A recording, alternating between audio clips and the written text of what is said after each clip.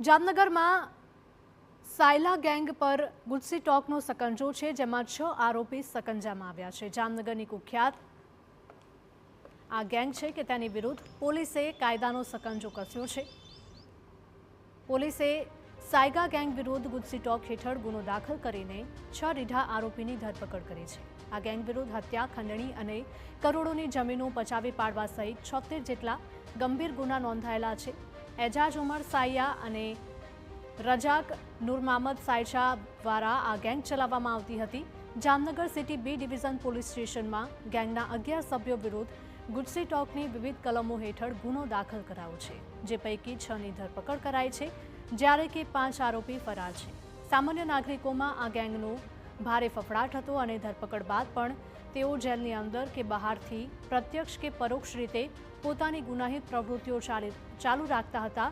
Police દ્વારા હવે આ ગેંગ દ્વારા વસાવવામાં આવેલી મિલકતોને જપ્ત કરવાની કાર્યવાહી શરૂ કરવામાં આવી છે।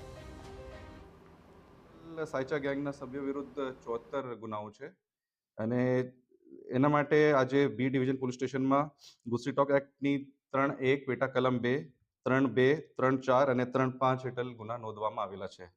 આમાંથી 11માંથી 6 આરોપીઓને આજે કસ્ટડીમાં લેવામાં આવેલું છે અને સાથે સાથે એક આરોપીની પકડ કરવાના બાકી છે અને બાકી 4 આરોપીઓ જેલમાં છે અત્યારે।